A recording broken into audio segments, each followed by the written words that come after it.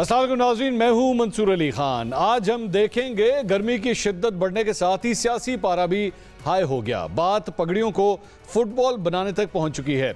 Senator Faisal वाडा हो या फिर सेनेटर तलाल चौधरी, सब ने अदलिया के किरदार पर सवाल उठा दिया। सेनेटर फैसल वाडा आज अपनी प्रेस कॉन्फ्रेंस में मोज़ेस जज साहिबान से बराह रास्त पूछा कि अगर MNA दोहरी शहरियत नहीं रख सकता तो जज कैसे रख सकता है?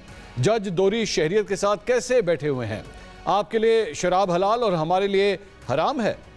बहुत ज्यादा मजाक हो गया पाकिस्तान के स्पेसिफिक दो जजेस बाबर सत्तार साहब और अतर मिन्ना साहब कि मैंने सवाल किया है, 15 दिन हो गए हैं, मुझे जवाब दे। सियासतदान को आप दूसरी सिटीजनशिप ना रखने पे अलाउ नहीं करते कि आप सियासत करें, तो फिर जज दोहरी शहरियत के साथ कैसे बैठे हुए? आपके लिए शराब हलाल है, हमारे लिए शराब हराम है। शवाहिद रखे सामने, हम आपके साथ खड़े होंगे, लेकिन अगर शवाहिद नहीं है तो फिर जिन जिन पे आपने इल्जाम लगाया समेत इंटेलिजेंस दारों पे सबूत हमें फिल फौर चाहिए। अब कोई पगड़ी उछालेगा, हम उनकी पगड़ियों का फुटबॉल बनाएंगे। मुस्लिम लीग नून के सेनेटर तलाल चौधरी का कहना था कि जब तक साबिक चीफ जस्टिस साकिब निसार के भर्ती किए हुए खास जजेस की तकरीरों पर नजरसानी नहीं की जाएगी, तब तक ऐसी बहुत सी चीजें सामने आती रहेंगी। खत के थ्रू बात करना ये एक नया रिवाज शुरू हुआ। जज साहिबान लेटर लिखने की बजाय नोटिस कर सकते हैं। जस्टिस साकिब निसार के भर्ती किए हुए खास किस्म के जज साहिबान को दोबारा उनकी अपॉइंटमेंट को रिव्यू नहीं किया जाएगा। बहुत सारी चीजें सामने आती रहेंगी। अदालती मामलों पर जहां आज़ाद और हुकूमती सेंटर सीख पा हैं, तो वहीं पाकिस्तान तहरीक इंसाफ के लिए आज इस्लामाबाद हाई कोर्ट से एक और ताज़ा हवा का झोंका आया। मेरे कप्तान की तोशाखाना केस के बाद 190 मिलियन पाउंड केस में भी जमानत मंजूर हो गई। कल तक इस्लामाबाद हाई कोर्ट के जो चीफ जस्टिस आमिर फारूक तहरीक इंसाफ के रहनुमाओं की आंखों में खटक रहे थे, आज वही तहरीक इंसाफ की आंखों का तारा बन गए हैं। मेरे कप्तान अब सिर्फ साइफर और निकाह में इद्दत केस में गिरफ्तार हैं। आज के फैसले के बाद तहरीक इंसाफ की तरफ से ये उम्मीद की जा रही है कि चंद हफ्तों में इन दोनों मुकदमात के भी फैसले हो जाएंगे।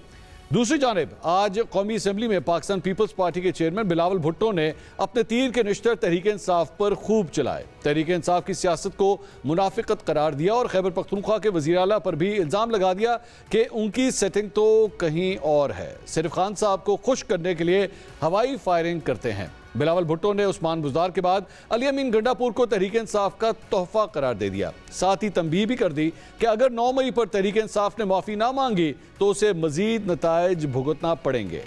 ऐसे तोहफे देते हैं जनाब स्पीकर, जब भी वो किसी सूबा को संभालते हैं तो तोहफा। पंजाब को बुज़दार की सूरत में तोहफा, इस दफा मतलब पख्तूनख्वा का कसूर क्या है? अगर ये May 9 का माफी मांगने के लिए तैयार नहीं है तो फिर इनका रोना धोना जारी रहेगा, इनको भुगतना पड़ेगा। नाज़रीन, तहरीक इंसाफ बिलावल भुट्टो ज़रदारी के इल्ज़ामात के जवाबात तो कल कौमी असम्बली में देगी, लेकिन आज मुल्तान में प्रेस कॉन्फ्रेंस करते हुए PDM के साबिक सरबराह मौलाना फजलुर रहमान ने हुकूमत से मुस्ताफ़ी होने, मुल्क में नए इलेक्शन कराने और एस्टैब्लिशमेंट को इलेक्शन से दूर रहने के मुतालबात कर दिए हैं। इस जहन को ख़त्म करना है कि क्या हम मुल्क में एस्टेब्लिशमेंट के रजामंदी के बगैर कोई तहरीक नहीं चला सकते? क्या हमारा हर इलेक्शन उनकी मर्जी से होगा? जो हमारे मुतालबे हैं, असर-ए-नौ इलेक्शन हो, हुकूमत मुस्ताफ़ी हो जाए, फौज इलेक्शन से दूर रहे। नाज़रीन, महाज अदालती हो या सियासी, दोनों जानिब से ताबड़तोड़ बयानात आ रहे हैं। बेजा इल्ज़ामात के आगे बंद बांधने के लिए पंजाब हुकूमत एक नया हत्के इज्जत का कानून भी ला रही है, जो सोशल मीडिया पर भी लागू होगा। क्या इस कानून के आने के बाद इल्ज़ाम तराशी की शिद्दत में कमी आ जाएगी या फिर इस कानून को भी अदालत में चैलेंज कर दिया जाएगा? गुज़िश्ता रात मेरे कप्तान की बहन अलीमा खान ने भी एक ट्वीट करके अडियाला के मकीन की जान को लाहक खतरात से आगाह कर दिया। और कल मेरे कप्तान को सुप्रीम कोर्ट में वीडियो लिंक के जरिए पेश भी होना है। क्या कल सुप्रीम कोर्ट की कार्रवाई बराह रास्त नशर की जाएगी? ये भी एक अहम सवाल है। इन तमाम मामलात के ऊपर तफसील से बात करेंगे। अपने पैनलिस्ट का इंट्रोडक्शन कराता हूँ। इस्लामाबाद स्टूडियो से आज हम प्रोग्राम कर रहे हैं सीनियर तज्जियाकार, सहाफ़ी, एंकर पर्सन एजाज सैयद साहब हमारे साथ मौजूद हैं। बहुत शुक्रिया एजाज, आपने हमें ज्वाइन किया। मुस्लिम लीग नून के रहनुमा बिलाल अजहर कियानी साहब भी आज हमारे साथ मौजूद हैं। थैंक यू बिलाल साहब, बहुत शुक्रिया। और पाकिस्तान तहरीक इंसाफ के रहनुमा, उनके वकील नईम हैदर पंचोता साहब भी हमारे साथ मौजूद हैं और हम दोनों ने आज बिल्कुल एक जैसे कपड़े पहने हुए हैं। नईम साहब, आप खैरियत से? Thank you, good to see you, good to see you. जी। अच्छा एजाज साहब, सबसे पहले ज़रा स्टार्ट करते हैं। 9 माह के बाद कल खान साहब का शायद दीदार होने जा रहा है। सबसे पहले तो आपको क्या लगता है, दीदार होगा या नहीं होगा? मेरा ये ख्याल है कि सुप्रीम कोर्ट, मुझे अभी तक तो नहीं लगता कि कोई लाइव कवरेज हो, मुझे अभी तक होता हुआ नज़र नहीं आ रहा। क्यों?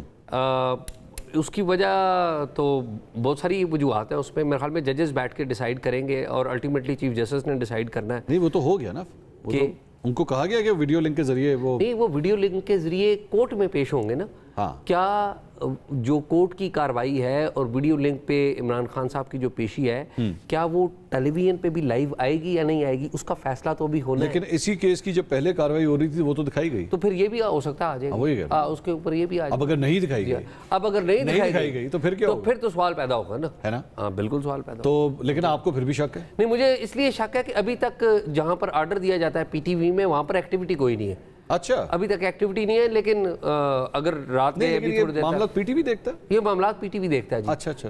रजिस्ट्रार सुप्रीम कोर्ट वो देते हैं, पीटीवी को हुक्म देते हैं, फिर पीटीवी की ओबी आती है और वो उसको लाइव करते हैं। यानी साहब आप लोगों ने बड़ा छुपा के रखा खान साहब को, मिलने नहीं देना, दिखाने नहीं देना। वो अटक जेल से जब इधर भी जा रहे थे तब भी बिल्कुल कवर करके रखा। ऐसी क्या, किस बात का डर है, क्यों नहीं देखने देते ना? वो कई केसेस में उनको अदालत के अंदर भी बुलाया गया, इस्लामाबाद हाई कोर्ट के अंदर भी कहा गया, जजेस ने कहा कि जी पेश करें, उधर भी नहीं आने दिया। कोई इतराज़ है आप लोगों को? बिस्मिल्लाहिर्रहमानिर्रहीम। मंसूर साहब बहुत शुक्रिया जी अपने शो में दावत देने का। देखिए मेरे इल्म में तो नहीं जी, ये तो कोर्ट के मामलात हैं, तो आई डोंट थिंक हमारी हुकूमतों को इतनी कोई ख़ास दिलचस्पी है कि खान साहब स्क्रीन पे आते हैं नहीं आते। अच्छा, कोर्ट में उनको कौन मिलता नहीं मिलता। हमारी हुकूमतों का फोकस तो अभी अवामी मसाइल पे, पंजाब में भी हुकूमत में, वफाक में भी हुकूमत में, वही हुकूमतें हैं जो PTI ने जब मौका भी मिला और उनको भी दावत दी गई कि आप ये हुकूमत संभालें या इसमें आप अगर आप चाहते हैं तो ये हुकूमत बनाएं, उन्होंने इनकार किया। तो किसी ना किसी ने तो मुल्क के इस इन मुश्किल हालात में चीज़ों को संभालना तो हमारी हुकूमतें उसमें मसरूफ़ हैं जी। खान साहब की आने जाने में, उनकी स्क्रीन पे आने जाने में नहीं, वो हमारे कोई दिलचस्पी नहीं। वो आज पाकिस्तान तहरीक इंसाफ ने इस पे बड़ा वावेला मचाया कि आप लोगों ने तो मिलने पे भी पाबंदी लगा दी है। देखिए वो मेरे ख्याल से शाह साहब से ना खान साहब से मिलने दे रहे हैं। वो तो वहाँ पे जी कोर्ट, जजेस, जेल इंतजामिया जानती होगी जी। आई डोंट थिंक हमारी जी, अनलाइक इमरान खान साहब जिन्होंने वज़ीर आज़म होते हुए असल अपना शौक़ पूरा किया था थाने के SHO होने का या चेयरमैन नायब होने का, ये उनका काम होता था कि नवाज शरीफ के सेल से AC उतार दो, राना सनाउल्लाह को गद्दा ना मिले, शहबाज शरीफ को नमाज पढ़ने के लिए कुर्सी ना मिले, ये उनके शौक थे।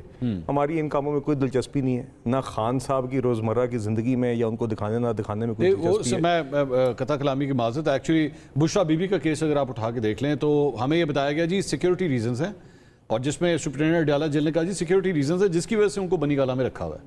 Ultimately she files a petition, वो जाती हैं कोर्ट में और she gets to be proven right कि हाँ वो सही कह रही हैं, कोई ऐसी बात नहीं उनको शिफ्ट किया जाए, और कोर्ट ऑर्डर फिर आप लोगों के खिलाफ ही आता है कि जनाब करे शिफ्ट, आपने क्यों नहीं किया? ये हमारे खिलाफ नहीं, तो जेल इंतजामिया का एक अपना स्टाफ का मौका होगा जी। किसके अंडर है? नहीं देखिए, बट आई थिंक देखिए रियासत में बहुत सारी ऑपरेशनल सतह पे चीज़ें होती हैं, जेलों में कैदी भी बहुत सारे हैं, बुशरा बीबी जैसे भी कॉन्विक्ट्स बहुत ज़्यादा हैं, तो उनके एक अपने केसेस होते हैं। जेल मैनुअल पे जेल सुपरिटेंडेंट अपना एक मौक़िफ़ पेश करते हैं मुख्तलिफ कोर्ट्स में, उन्होंने किया होगा जी। हम अगर ये हमारी कोई लेना देना, हमारा इसमें कोई दिलचस्पी नहीं है कि ये ब्यूरोक्रेसी अपने दम पे चल रही है। नहीं देखिए, इस तरह पूरे पंजाब में ज़िलों में, जेलों में, कोर्ट्स में दीगर मामलात होते हैं, तो आई एम श्योर कोई जेल मैनुअल के तहत या जो भी उस टाइम पे उनका एक मौक़िफ़ होगा, ठीक है, कोर्ट से उनको एक स्पेसिफिक डिसीजन मिल गई, वो चली गई है, but I think this is a non event. ये पंचोता साहब दोनों साहिबान की गुफ्तगू आपने सुनी, उन्होंने कहा जी हमारा कोई लेना देना नहीं। एजाज साहब कहते हैं उनको लग नहीं रहा क्योंकि कोई एक्टिविटी फिलहाल नहीं हो रही। आपके पास क्या खबर है, कोई खान साहब कल नजर आएंगे हमें? ऐसा सवाल भी मैंने ऐसे किया जैसे चांद है। बहुत शुक्रिया जी मंसूर भाई, आपने मौका दिया। देखें जी, सबसे पहले तो पूरी कौम जो है वो इस इंतज़ार में है कि खान साहब की कल जो है वो झलक नज़र आएगी, और जहाँ तक मुख्तलिफ लोग रब्ता कर रहे हैं वो बता रहे हैं जी कि आज रात हम तो बिल्कुल सोने वाली नहीं है, इस तरह का लोग इंतज़ार कर रहे हैं, क्योंकि एक लीडर, सबसे बड़ी पार्टी के सरबराह और लोगों की मोहब्बत उनके साथ, क्योंकि उनकी खिदमत मुल्क के लिए और उनका मुल्क में रूल ऑफ लॉ के लिए उनकी स्ट्रगल, उनकी एफर्ट, तो वो सारी चीज़ें देखते हुए लोग आज इंतज़ार में हैं। अच्छा। और सेकंड बात यह है कि जब सुप्रीम कोर्ट ने हुक्म दिया है कि आप इंतज़ामात करें, और अगर हुकूमत जो है इस चीज़ के अंदर कोई बहाना बनाती है कि वहाँ पर सिक्योरिटी खदशात हैं और इंटरनेट की सर्विस वहाँ पर बंद कर दी गई है, जो कि आज एक हमने देखा कि मुलाकात के ऊपर पाबंदी कल से लगा दी गई, और आज जो है वहाँ पर समाज जो है अलकादर ट्रस्ट केस के अंदर मुलतवी कर दी गई। तो इसमें ये भी इनका एक प्लान हो सकता है कि ये ऐसा बहाना बनाए कि वहाँ पर सिक्योरिटी के खदशात की वजह से नेट नहीं है और उनको वीडियो लिंक के ज़रिए पेश नहीं किया जा सकता। ठीक, लेकिन देखें उनका हक है, उन्होंने खुद ख्वाहिश जाहिर की। जब हमने उनसे बात की कि आप बताएं कि आप सुप्रीम कोर्ट में इस केस के अंदर पेश होना चाहते हैं, तो उन्होंने खुद लिखा कि मैं पेश होना चाहता हूँ। तो उनका हक जो है वो कैसे आप सलब कर सकते हैं? और अगर कल वो पेश होते हैं और उन्हें वीडियो लिंक के ज़रिए जो है वो मौका मिलता है बात करने का, तो उनकी लाइव कवरेज होनी चाहिए। हमें बताएं कि किस कानून के तहत उनकी तस्वीर के ऊपर पाबंदी है, उनकी स्पीच के ऊपर पाबंदी है, उनके नाम लिखने के ऊपर चैनल्स के ऊपर पाबंदी है, बताएं ना। या तो फिर आइन के आप तमाम आर्टिकल्स निकाल दें, आप आइन का आर्टिकल आप वो नीचे पट्टी देखें, वो देखें इमरान खान साहब का नाम हम तो चला रहे हैं कि आपने कहा कि पाबंदी, वो देखें वो नीचे नाम लिखा हुआ है, कल इमरान खान की वीडियो लिंक के जरिए हाजिरी मुमकिन, क्वेश्चन मार्क, हम तो नाम चला रहे हैं। देखें ये तो आपकी बड़ी हिम्मत है कि आप चला रहे हैं, और नहीं हम शुरू से चला, अब आप बंद ना करवा दीजिएगा। नहीं हिम्मत है, वरना बानी पीटीआई हर तरफ लिखा होता है और हर तरफ यही बात की जाती है। ये तो बड़ी आपकी हिम्मत है, आप चला रहे हैं और आप नाम भी ये ले रहे हैं, ये बड़ी हिम्मत है। अच्छा। और इस दौर में हिम्मत है, लेकिन उनको जो है मौक़िफ़ पेश करने का जो है मौका देना चाहिए। और दूसरा, अब आप ये देखें कि नैब का केस लगा हुआ है जिसमें खान साहब ये कह रहे हैं कि जो नैब तरामीम की गई थी उनकी वो मुखालफत कर रहे हैं डेफिनेटली, तो उनके हक में फैसला है, उसको चैलेंज किया गया। तो अब अगर इमरान खान के हक में ही फैसला जो है दोबारा आता है, तो उससे क्या होगा कि 50 करोड़ से जो नीचे वाले मुकदमात हैं वो जो है नैब की उसमें आ जाएंगे, उसमें जुरिस्डिक्शन में आ जाएंगे। तो इमरान खान तो खड़े हैं, वो कहते हैं जी कि मेरे बेशक मुकदमात जो हैं वो चलते रहें, मुझे उससे कोई फ़र्क नहीं पड़ता, मैं चाहता हूं कि रूल ऑफ लॉ कि कोई भी कानून से ऊपर ना। और इन्होंने वन स्पेसिफिक पर्सन जो अमेंडमेंट्स होती हैं ना, या लॉ बनाए जाते हैं, जैसे काजी फैज, लेकिन वो देखिए एक मेरा ख्याल में जो इन्होंने अपनी एक कंसर्न जो होगा, एक कंसर्न वो इस बात का होगा कि उस कल की इस मौके को एक पॉलिटिकल स्पीच के प्लेटफॉर्म के तौर पे इस्तेमाल ना किया जाए, बल्कि स्पेसिफिकली नैब के हवाले से जो केस है, क्योंकि उसमें उन्होंने कहा जी मैं प्लीड करना चाहता हूं, तो फिर केस की प्लीडिंग तक ही रहा जाए। ये ना हो कि वहां पे फॉर एग्जांपल अगर उन्होंने, क्योंकि आप लोगों की पोजीशन जो है वो चीफ जस्टिस के खिलाफ है, मतलब लेट्स फेस द फैक्ट, आप लोग चीफ जस्टिस काजी फाइज साहब के खिलाफ ट्वीट्स भी कर रहे हैं, सब कुछ आप लोगों ने लिखा है, बोला भी है, बल्कि आपके रहनुमाओं ने तो मुस्ताफ़ी होने का मुतालबा भी कर दिया। नहीं देखें, मुस्ताफ़ी होने का मुतालबा या पोजीशन खिलाफ क्यों है, हमें उनके फैसलों के ऊपर या उनका जो कंडक्ट है उसके ऊपर एतराज़ है। पहले दिन तो कोई हमने ऐसा नहीं कहा था कि वो चीफ जस्टिस बने हैं तो हम इनसे कोई केस नहीं सुनवाएंगे। जो ही आपने बल्ले का निशान लिया, हमारी सीटें छीनी, इमरान खान साहब की डिस्क्वालिफिकेशन वाला केस नहीं लगाया, नवाज शरीफ को अहल करके आपने इलेक्शन में उतार दिया, धांधली हो गई, उसके ऊपर आपने कोई नोटिस लिया, तो ये सारी चीज़ें अगर मिलाएं तो उसके बाद कोई ऐसा रिएक्शन आया है तो वो जायज़ हमारा बनता है। लेकिन ये कह देना कि इनका कोई रोल नहीं है, ठीक, इनका कोई किरदार नहीं है, ये कह देना कि इनकी कस्टडी के अंदर नहीं है, ये कह देना कि मुकदमात इन्होंने नहीं बनाए। यहाँ पर राना सनाउल्लाह का भी स्टेटमेंट सामने लेकर आए, वो कहते हैं जी कि अगर बातचीत होगी तो फिर उनकी रिहाई के हवाले से भी या मुकदमात के हवाले से भी देखा जाएगा, और उसके ऊपर फिर रिहाई भी उस सेंस में वो इशारा दे रहे थे कि हो सकती है। तो मतलब ये है कि आप ये कह रहे हैं कि केसेस बिल्कुल आपने एडमिट कर लिया कि आपने केसेस बनाए, और अब वो अगर हमसे बातचीत करेंगे तो फिर हम उनको निकाल देंगे। ठीक है, और ये सारे केसेस ऐसे ही बनाए गए जी। एजाज साहब, मैं एक इंटरेस्टिंग चीज़ जो मैंने इसके अंदर नोट की, आज 2 प्रेस कॉन्फ्रेंसें हुई जजों के हवाले से, फैसल वाडा साहब ने भी की, तलाल चौधरी साहब ने भी की, इनकी भी नाराज़गी हैं जजों से, सारे अपने अपने जजों को टारगेट करके जो है वो नाराज़ हैं।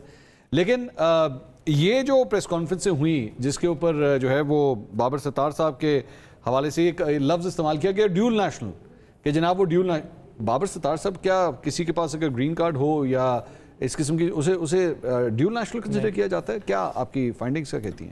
पहली बात तो ये मंसूर भाई, इस वक्त एक झगड़ा जो है वो चल रहा है, एक डिवाइड है और तनाज़ा है सिक्योरिटी इस्टेब्लिशमेंट का आपकी अदलिया के बाज़ जजेस से, बल्कि और जो अदलिया के बाज़ जजेस हैं उन्होंने अपने अंदर जब वो मामला पेश किया, ज़ाहिर है एक जज के घर से उसके बेडरूम से कैमरे निकले, एक का बहनोई जो अगवा हुआ, तो अब वो जो जजेस हैं वो सारे जिसे कहते हैं ना कि इंस्टीट्यूशनल इनसिक्योरिटी फील करना कि हमारे काम में मुदाखलत की जा रही है, वो की जा रही है नहीं की जा रही है, एक पूरी अलग डिबेट है। ठीक, लेकिन एक डिवीजन आ रही है। अब फैसल वाडा साहब ने जो प्रेस कॉन्फ्रेंस किया है या उसके बाद में प्रेस कॉन्फ्रेंसेस जो हुई हैं, ये क्या है?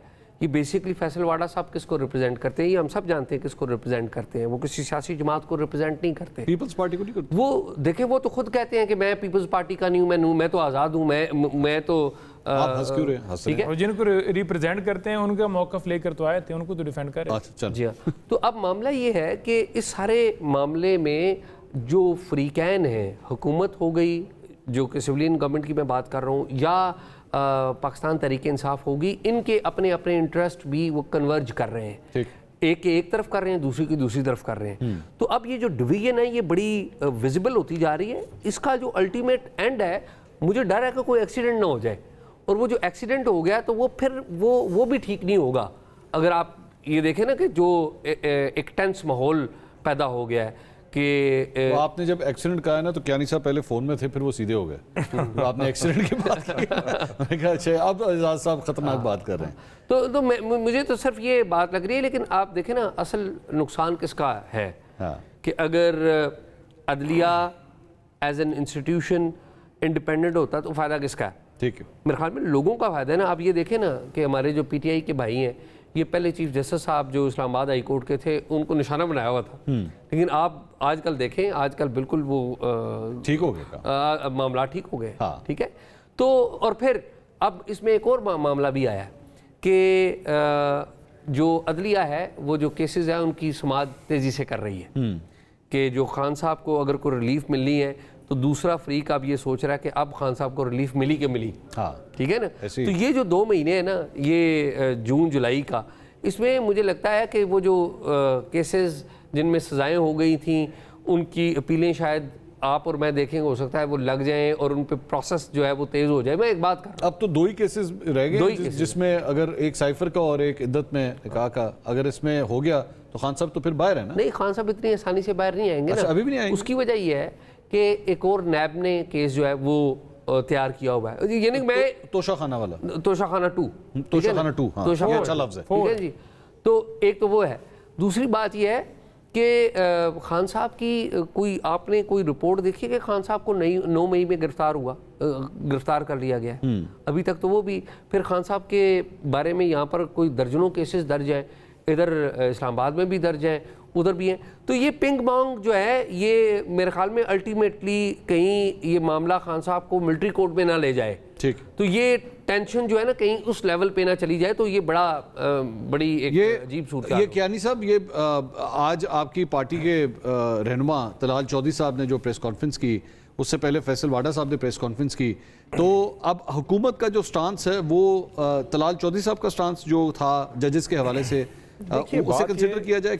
क्या कंसिडर किया जाए, बताइए। देखिए, बात ये कि ये जो 6 जजेस के ख़त का मामला है ना जी, ये बहुत ही एक सेंसिटिव नौइयत का मामला है और इसमें इसके मुख्तलिफ पहलू हैं।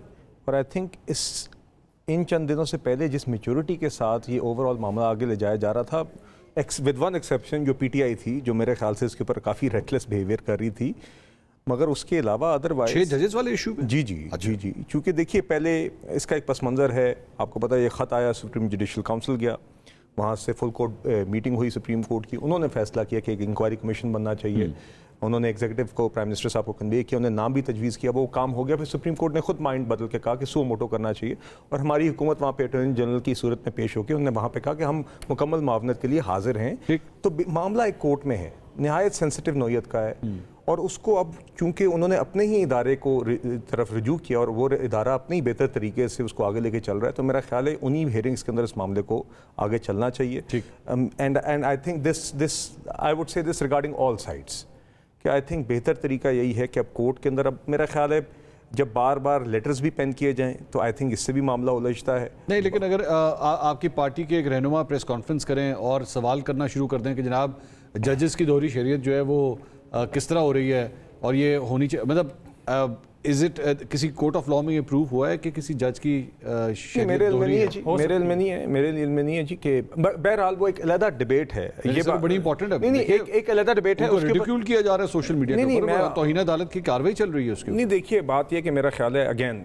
आई don't no in this particular instance, but I think generally I remember साल डेढ़ पहले ही एक दफ़ा काजी फाजीसा साहब ने कहीं किसी कॉन्फ्रेंस पर रिमार्क दिया था, विच रेजोनेटेड विद मी, कि जजेस को भी ना जी, आई थिंक ये हतक इज़्ज़त और ये कंटेम्प्ट ऑफ कोर्ट्स की तरफ भी जल्दी छलांग, जजेस should also be able to take some heat and criticism. वैसे by the way Babar Sattar साहब बड़े, नहीं बाबर सत्तार साहब अदरवाइज यस नहीं मैं ये कह रहा हूँ, बाबर सत्तार साहब बड़े जब वो लिखा करते थे तो बाबर सत्तार साहब खुद ये बात कहते रहे हैं, लिखते रहे हैं जी कि रिस्ट्रेंट करना चाहिए। और तो सब एक लिमिट होती है ना। नहीं मगर देखिए, आपकी पंजाब हुकूमत की जानिब से आज एक प्रेस कॉन्फ्रेंस हुई है, अज़मा बुखारी साहिबा ने की कि हतक इज़्ज़त का कानून जो है वो हम लेकर आ रहे हैं और 30 लाख रुपए जुर्माना होगा। अब किसी की पगड़ी उछालने की इजाज़त नहीं दी जाएगी। एक जगह आप कह रहे हैं पगड़ी उछालने की इजाज़त नहीं दी जाएगी और दूसरी जगह जो है वो जजेस के हवाले से। देखिए वो एक अलग बात है, डेफेमेशन लॉ स्ट्रॉन्गर आपको रिक्वायर्ड है, मगर उसके अंदर फिर you have to go and prove your case. This is different from, देखिए जजेस are in a very elevated position of power and authority, so I think when they are able to absorb some of the criticism, ये they should show that, and this is what I think several judges, सिर्फ काजी फाजीसा साहब, मैं एक larger point कर रहा हूँ, मगर overall Mansoor साहब इस ओवरऑल मामले पे देखिए, मामले को आई थिंक हम सब की एक इज्तिमाई जिम्मेदारी है। मैं आपसे सवाल कर लेता हूँ ना छोटा सा, आप दिल पे हाथ रख के मुझे बताइए कि आपके ख्याल में फैसल वाडा साहब की प्रेस कॉन्फ्रेंस या बाबर सत्तार साहब के हवाले से उनकी अलेजेड दोहरी शरीयत के हवाले से जो कुछ भी हो रहा है, दिल पे हाथ रख के जवाब दीजिएगा, एक मिनट दिल पे हाथ रख के जवाब दीजिएगा, ऑर्गेनिक हो रहा है? नहीं देखिए, मुझे कोई दिलचस्पी नेचुरल तरीके से सर, मुझे सिफर दिलचस्पी है कि फैसल वावडा साहब क्यों और किस लिए बात कर रहे हैं। I am not Faisal Vawda साहब spokesperson, nor will I come and defend it on this particular issue.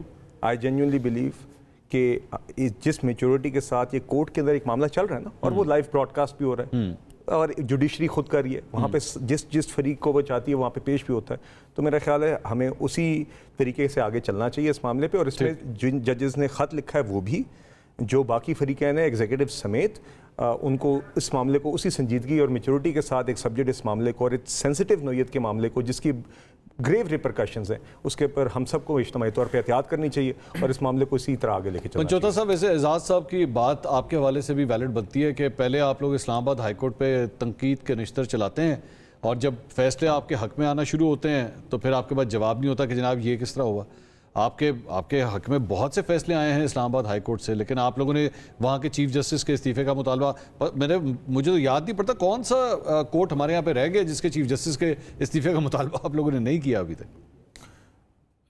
देखिए, बात यह है कि chief justice Islamabad high court जो हैं उनके हवाले से अभी भी हमारा कोई मौक़िफ़ चेंज नहीं हुआ। अच्छा, अभी भी हमारा वही मौक़िफ़ है और अगर उनकी बेल हुई है तो मेरिट के ऊपर हुई है। 2 मेंबर बेंच ने ये समाअत की है और उसके अंदर उन्होंने देखा है कि वाकई इसके अंदर बेल बनती है तो उन्होंने दिया, क्योंकि अलकादर ट्रस्ट के अंदर वो बड़ी तफसील में चला जाएगा, क्योंकि वो ट्रस्टी हैं, अकाउंट में पैसे आए, वो हुकूमत के पास चले गए, इमरान खान का कोई फाइनेंशियल बेनिफिट नहीं है। जितने गवाह आज तक पेश किए गए हैं, 30 गवाह पेश किए गए हैं और 19 गवाहों के ऊपर क्रॉस एग्जामिनेशन हो चुका है।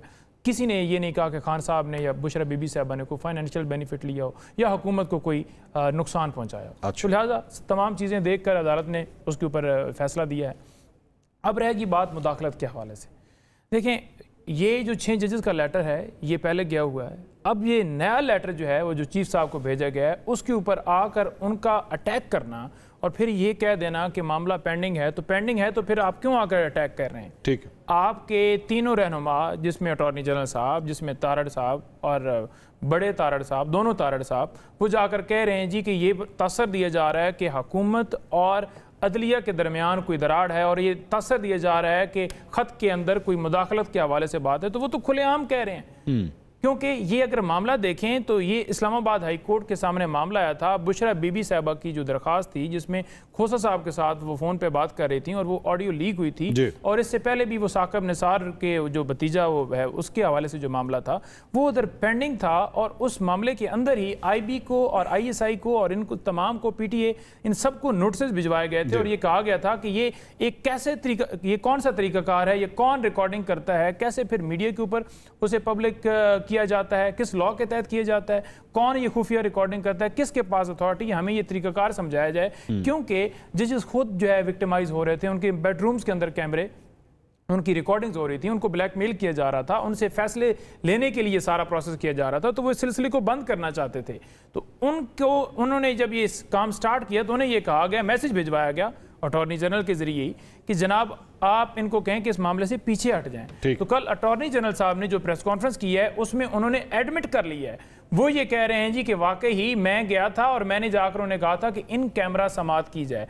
पहली बात तो ये है कि ये अगर बात इन कैमरा की भी आपने करनी है तो कोर्ट के अंदर करनी है, और कोर्ट के अंदर जब ये बात होगी तो फिर रिबटल के तौर पर दूसरे फरीक को भी सुना जाएगा जो इसके ऊपर अपना मौकफ देगा कि क्या ये इन कैमरा होगी या नहीं होगी। तो और ये आप बात गलत कर रहे हैं, बात चेंबर में नहीं कह सकते, नहीं आप ओपन कोर्ट में हम ये कह रहे हैं कि ये बात भी ऐसे भी नहीं हो सकती, और ये बात भी वो गलत कह रहे हैं क्योंकि जज जो लेटर के अंदर लिख रहे हैं वो ये कह रहे हैं कि हमें हमारे काम से पीछे हटने से, ये सर्विलेंस वाले मामले के ऊपर जो हम छानबीन कर रहे हैं उससे पीछे हटने का हमें कहा गया कि आप पीछे हट जाओ। ठीक है, तो आपका जो जस्टिस है या कोई भी चीफ जस्टिस है या कोई भी हाई कोर्ट का जज है, जब वो खुद ये कह रहा है किस तरह से मुदाखलत हो रही है तो खुदारा जो है माफ कर दिया जाए, मुल्क को चलने दिया जाए, तो आप जाकर उसके ऊपर ट्रोलिंग कर रहे हैं, आप ब्लैकमेलिंग की तरीकाकार ढूंढ लाए हैं। कभी ये कह रहे हैं कि आपकी जायदादें निकल आई हैं, कभी आप जब कह रहे हैं कि आपका पीटीआई से ताल्लुक है, फिर आप कोई जो है वो ड्यूल नेशनलिटी लेकर आ गए। तो ये कौन, किसने आपको सारे डॉक्यूमेंट्स दिए, किस लॉ के तहत आपने उसको पब्लिक किया? पीटीआई को ट्रोलिंग पे एतराज,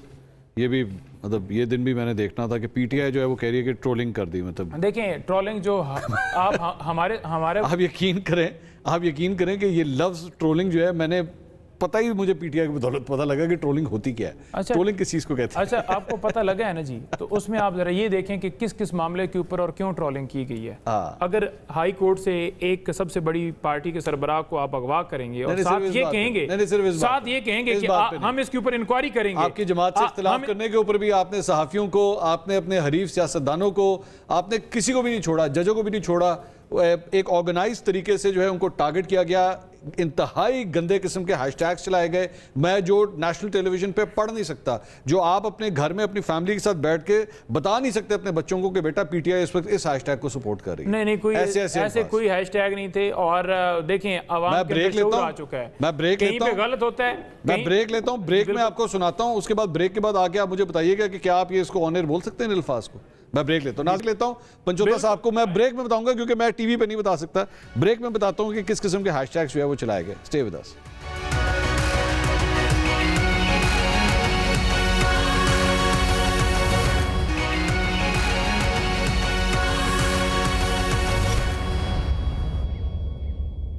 नाज़रीन welcome back after the break. Break में ट्रोलिंग के ऊपर बात हो रही थी, ब्रेक से पहले भी ट्रोलिंग के ऊपर बात हो ररी थी, लेकिन मैं सोशल मीडिया ट्रोलिंग के बजाय ज़रा सियासी ट्रोलिंग की तरफ आना चाहूँगा। एजाज साहब, आज सुबह हमें ये खबर मिली कि ट्रोलिंग होते होते वज़ीर आला खैबर पख्तूनख्वा अली अमीन गंडापुर साहब ने, जो गवर्नर खैबर पख्तूनख्वा हैं, उनकी ट्रोलिंग करते हुए उनको खैबर पख्तूनख्वा हाउस से ही, केपी हाउस से ही जो है वो बेदखल कर दिया। एनेक्सी उनकी, उन्होंने कहा कि जी आज के बाद आपका एक्सेस जो है वो नहीं होगा। और सुने पता नहीं, ये कंफर्म नहीं है कि उनका सामान भी निकाला है कि नहीं निकाला, लेकिन उनका रास्ता जो है वो बंद कर दिया। तो उन्होंने पहले भी एक दो दिन में ये बयानात आ रहे थे उनके कि जनाब आपका तो पेट्रोल भी हमारे यहाँ से जाता है, हम इसका बजट देते हैं। क्या असरात होंगे इसके? ये लड़ाई और शिद्दत इख्तियार करेगी?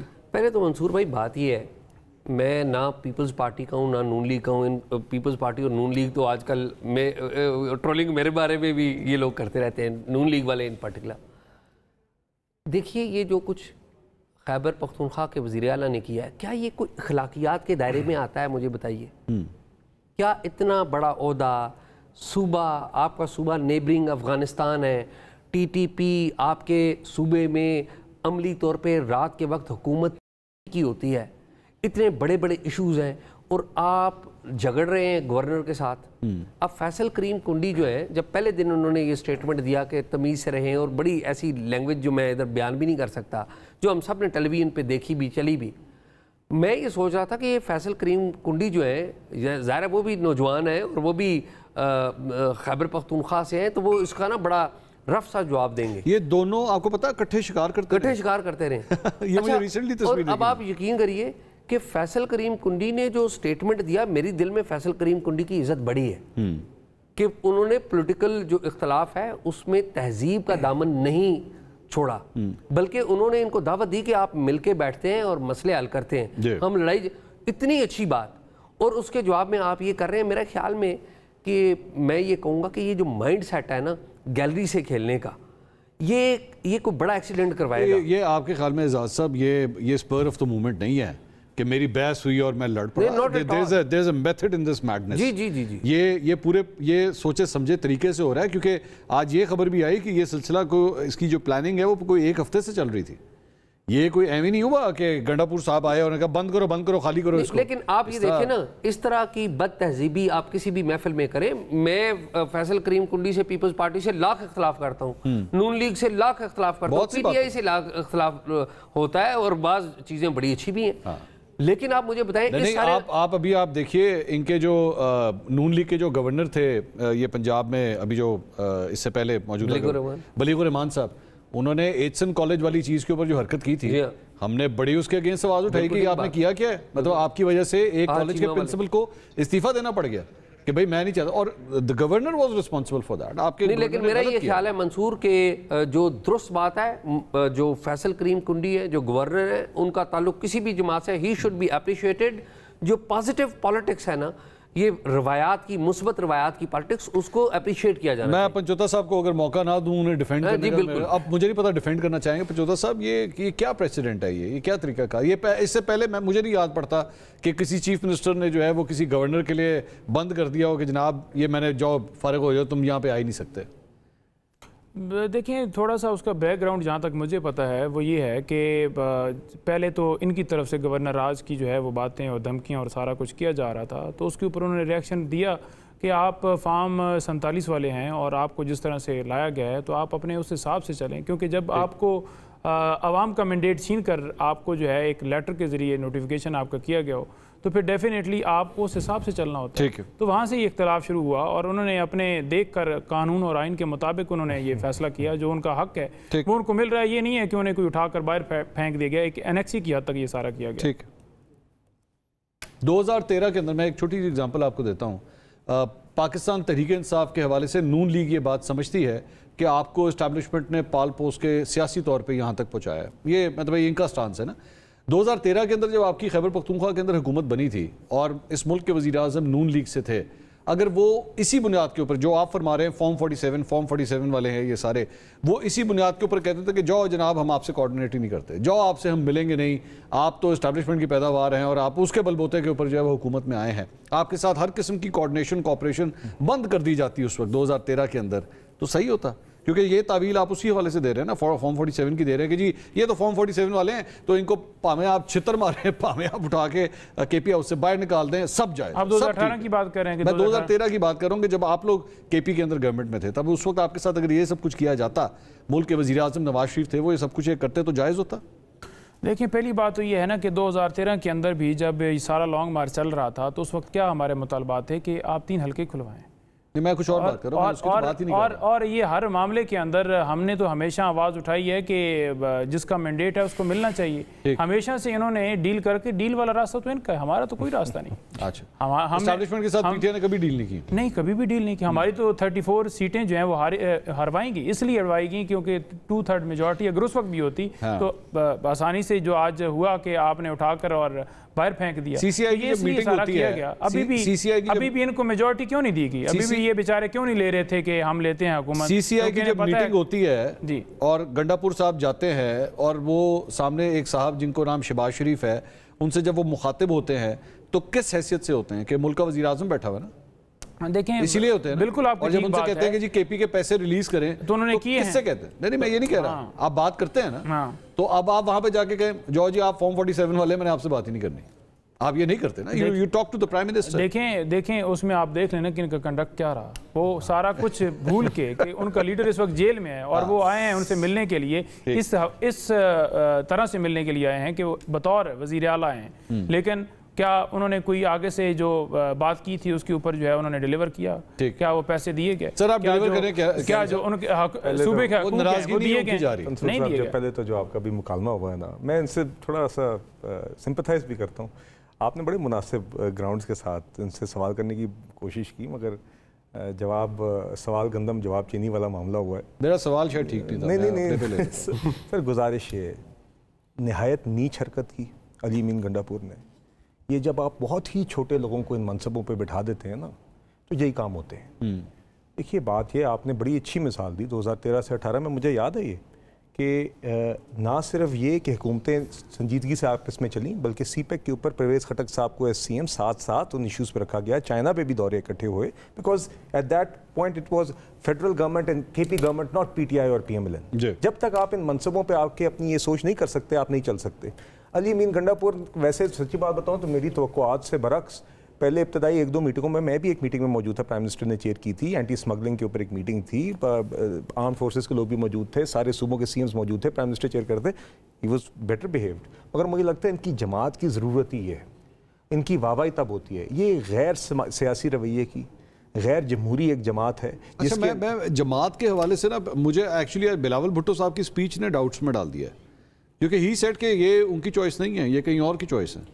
तो अगर ये कहीं और की चॉइस है, अगर मैं बिलावल साहब की बात के साथ जाऊं, अगर ये कहीं और की चॉइस है, तो ये सब कुछ जो गंडापुर साहब कर रहे हैं ये बाय चॉइस कर रहे हैं। मेरे ख्याल से अली अमीन गंडापुर साहब भी शायद इनकी जमात के अंदर एक पल पड़ गए ना, तो एक इंस्टिंक्ट भी होती है। आज इंस्टिंक्ट किक इन कर गई होगी कि जी जमात वाले बड़े कह रहे हैं जी किसी को कोई लितर वतर मारेंगे, किसी को बेघर करेंगे तो लोग खुश होंगे। तो ये इनकी जमात, ये फंस भी गए हैं। ये एक रैबिड सी एक कल्टिस्ट जमात है जो एक पॉपुलिज्म पे चलती है इसका। और यकीन करें इनकी जमात के अंदर लोग हैं जो बेहतर या रीज़नेबल बात करते हैं या जब करना चाहते हैं, मगर वो भी पीछे बैकफुट पे इसलिए क्योंकि इनकी जमात में इसकी एपेटाइट ही नहीं है। अली अमीन गंडापुर साहब को भी अब आज शायद इनके अपने टिकटॉकों पे इसी चीज़ की शायद वाबा मिल रही होगी। बहरहाल मैं उम्मीद करता हूँ कि देखिए ये बड़े संजीदा मनसब हैं, ये बड़े संजीदा मामलात हैं, ये बच्चों का खेल नहीं है। तो मैं उम्मीद करता हूँ आज भी, और मैं तलकीन करता हूँ to him as CM KP, not as the member of an opposition party, कि वो इस रवैये पे नज़रसानी करें, इसके ऊपर अपोलोजाइज करें और इसको करेक्ट करें, और ये इसी में उनकी भी बेहतरी होगी और मुल्क की भी बेहतरी होगी। आप कुछ कहना? जी बिल्कुल कहना चाहता हूँ। देखें ये जो जमहूरियत की बात कर रहे हैं कि बड़े जो है वो बेघर कर रहे हैं लोगों को, बेघर तो इन्होंने किया है। 4 अदवार में हुकूमतें ली हैं तो बेड़ा गर्क तो इन्होंने किया है। आज महंगाई का जो हाल है, आज कश्मीर में अगर कोई एहतजाज कर रहा है तो किस वजह से कर रहा है? क्योंकि महंगाई है, बिजली की वजह से कर रहा है, वो आटे की वजह से कर रहा है। तो किन की वजह से हुआ है? बजाय ये कि उनके मामलात हल करें, कोई पॉलिसी ऐसी लेकर आएँ, सिवाय इनके कि कर्जा ले लो, कर्जा ले लो, कर्जे से सिर्फ इन्होंने अपने मामलात बनाने हैं और इनका कोई हल नहीं। और आप कोई कर्जा लेते थे तब क्या था? देखें, आप बताएं कि इमरान खान ने कोई एमन फील्ड अपार्टमेंट्स बनाए हो? क्या किया? एमन फील्ड अपार्टमेंट्स बनाए हो? अच्छा। आप बताएं कि उसने मिलें बनाई हो, उसने फैक्ट्रियां बनाई हो? आज भी ये रसीदें नहीं दे सके, उन्हीं अपार्टमेंट्स के अंदर रहते हैं और कहते हैं, कोई कहता है ये मेरा है, कोई कहता है दुबई से पैसे आए थे, कोई कहता है लंदन से पैसे आए थे, कोई कहता है पाकिस्तान का, कोई कहता है कतर का। तो ड्रामे सिर्फ मुल्क के लिए इन्होंने क्या किया है? कुछ नहीं, सिवाय टिकटॉक बनाने के। पंजाब में इन्होंने क्या किया है? वफाक में ये क्या कर रहे हैं? और वहां पर आप देखें कि किसान जो है सड़कों पर आता है कि 3900 आपने निकाले हैं, तो उसके ऊपर उनको गिरफ्तार किया जाता है। उनको गिरफ्तार किया जाता है कि आप क्यों एहतजाज कर रहे हो। हम कहते हैं कि 3900 की आपने अगर मरीम साहिबा बेचनी है गंदम तो ले आए KP में। ठीक, 17 तारीख के बाद आज एजाज साहब ये जो फरमा रहे हैं कि आपने क्या किया, आज अज़मा बुखारी साहिबा ने अलबत्ता एक प्रेस कॉन्फ्रेंस की, डेफेमेशन का एक नया लॉ जो है वो लाया जा रहा है और उसके अंदर उन्होंने कहा है कि ये बस काफ़ी हो गया, पगड़ियाँ उछालने वाला काम। डेफेमेशन के हवाले से अब 30 लाख रुपए जुर्माना होगा, 180 दिन के अंदर अंदर केस निपटाया जाएगा। सोशल मीडिया के बेसिकली पेज जो है वो टाइट किए जा रहे हैं बेसिकली। और जब हम सोशल मीडिया की बात करते हैं तो वो तो प्लेग्राउंड है पाकिस्तान तहरीक इंसाफ का। आपके ख्याल में ये बेसिकली उधर ही टारगेटेड है या एक्चुअली ये कोई ऐसा कानून बन रहा है जिसकी वाकई इस मुल्क को ज़रूरत थी? देखिए, अगर ऑब्जेक्टिवली बात की जाए तो डेफेमेशन लॉ की तो इस मुल्क को ज़रूरत है, इसमें तो कुछ शक नहीं। ये तो पहले भी मौजूद नहीं। देखिए, जो पहले मौजूद है, मुझे बताएं, अहमद फराज के खिलाफ डेफेमेशन हुई, वो साल अदालतों में धक्के खाते रहे जी। पाकिस्तान के आप ये कहिए सबसे बड़े शायर जी, साल अदालतों में धक्के खाते रहे। आज आपके खिलाफ जो कुछ हुआ, ट्रोलिंग हुई, हमारी बहन है आसमा शराजी, उसके खिलाफ ट्रोलिंग हुई, आप गए अदालतों में, आसमा तो गई, आप मुझे बताएं कहाँ पर इंसाफ मिला? आपको इंसाफ नहीं मिला, लेकिन जो गया बरतानिया में इंसाफ लेने, उसको तो फौरी इंसाफ मिला। उन टेलीविजन चैनल्स के खिलाफ इंसाफ मिला, इंडिविजुअल्स के खिलाफ इंसाफ मिला जिन्होंने डेफेमेशन की थी। तो वो मामला क्या था? सिर्फ एक बात, जो मवाद आप जो नशर कर रहे हैं, क्या आप उसे साबित कर सकते हैं? दूसरी बात, क्या जो मवाद आपने नशर किया है उसमें उस बंदे का मौक़िफ़ लिया गया है और फिर उसे चांस दिया गया है? नहीं दिया गया।